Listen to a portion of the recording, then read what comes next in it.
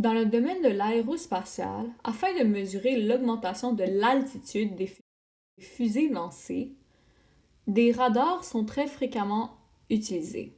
Ceux-ci, qui sont souvent placés à distance fixe, transmettent des ondes radio vers la fusée qu'elle va par la suite refléter.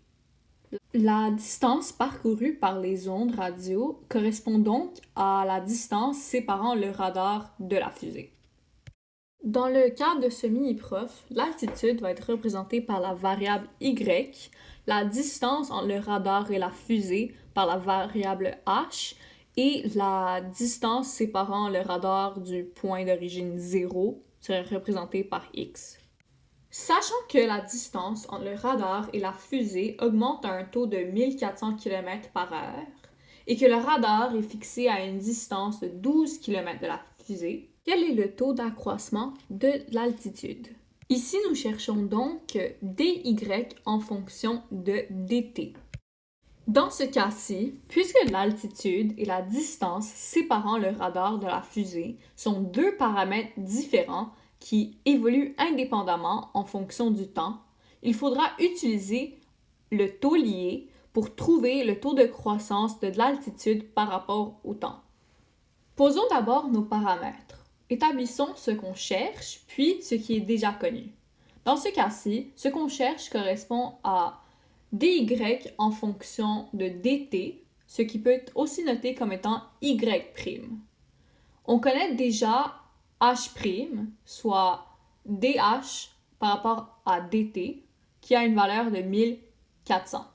De plus, nous savons que la valeur de x, qui est de 12 km, est constante car le radar est placé à une distance fixe, donc il ne bouge pas.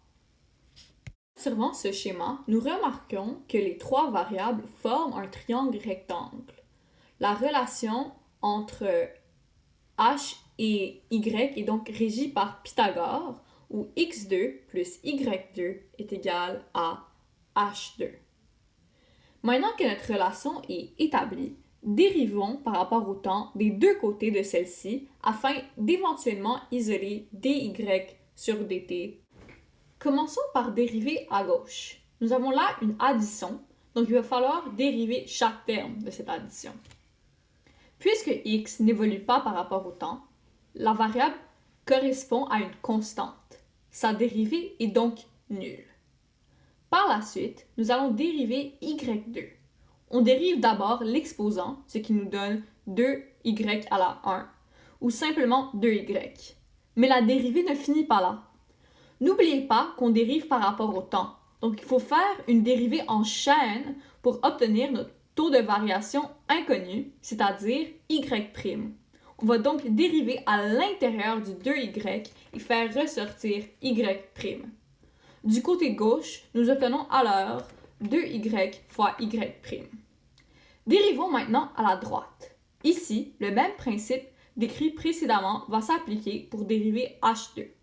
Nous allons d'abord dériver l'exposant, nous donnant 2h, puis nous allons entrer à l'intérieur du h pour faire ressortir h' par une dérivée en chaîne. La dérivée du côté droit donne alors 2h fois h'.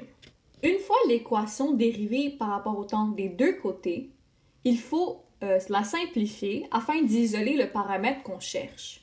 Dans ce cas-ci, y' est l'inconnu, donc on va isoler les termes de l'équation de manière à ce que y' soit seul d'un bord de l'équation. Pour ce faire, nous allons diviser par 2y des deux bords, nous donnant alors y' égale 2h fois h' sur 2y. Nous simplifions les deux et obtenons notre équation y' égale h fois h' sur y. Même sans avoir mis les chiffres dans l'équation de cette dérivée, nous pouvons déjà l'interpréter. Par exemple, nous pouvons observer que y' est proportionnel à h et à h'. Donc, plus ces valeurs sont grandes, plus y' est grand. Y' est aussi inversement proportionnel à y. Donc, plus y augmente, plus y' diminue.